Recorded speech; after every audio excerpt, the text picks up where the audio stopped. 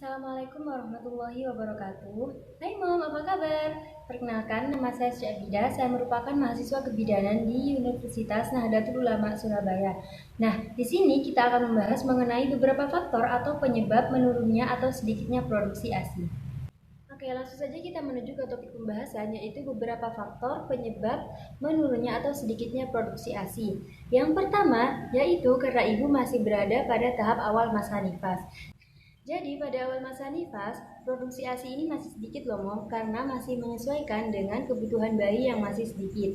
Nah, seiring dengan bertambahnya usia, maka ukuran lambung bayi pun juga akan semakin membesar dan otomatis kebutuhan ASI bayi juga akan semakin meningkat. Nah, kebutuhan ASI ini yang nantinya akan mendorong bayi untuk menyusui lebih sering.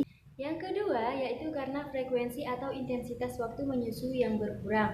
Nah, jadi Mom, semakin kita sering menyusui bayi, maka akan semakin banyak pula ASI yang kita produksi. Nah, juga sebaliknya, jika kita membatasi waktu dan jarang untuk menyusui bayi, maka itu nantinya yang akan menyebabkan payudara kita kurang aktif untuk memproduksi ASI. Nah, di sini ada beberapa solusi yang bisa kita gunakan untuk mengatasi masalah frekuensi atau intensitas waktu menyusui yang berkurang. Yang pertama, berikanlah ASI sesering mungkin, terlebih lagi jika si kecil mulai menunjukkan tanda-tanda bahwa ia sudah merasakan lapar.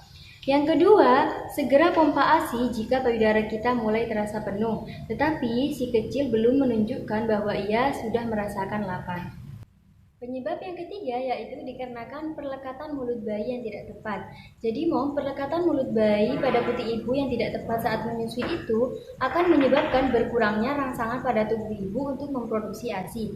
Nah, akibatnya produksi ASI pun akan menjadi berkurang dan bayi tidak dapat menyusui dengan optimal. Nah, jadi perlekatan yang tepat itu seperti apa sih, Mom? Nah, di sini Mom bisa lihat seperti contoh di gambar di samping ini.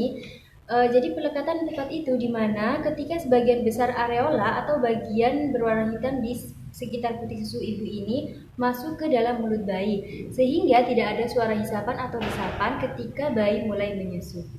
Yang keempat yaitu karena pemberian susu formula. Jadi pemberian susu formula secara terus-menerus dalam jumlah banyak itu juga dapat menyebabkan intensitas menyusui bayi langsung dari payudara ibu menjadi berkurang. Karena apa? Karena bayi sudah merasa kenyang terlebih dahulu dengan kandungan susu formula tadi. Nah, jadi peringatan untuk para momi, alangkah baiknya tidak mencampur pemberian ASI dengan pemberian susu formula. Yang kelima yaitu karena penggunaan beberapa jenis obat dan kontrasepsi. Jadi ada beberapa jenis obat seperti obat alergi dan flu yang mengandung pseudoephedrine itu dapat menyebabkan produksi ASI menjadi berkurang. Dan bukan hanya itu, ternyata penggunaan kontrasepsi seperti pil KB dan suntik KB setelah melahirkan itu juga dapat menyebabkan produksi ASI menjadi berkurang atau sedikit.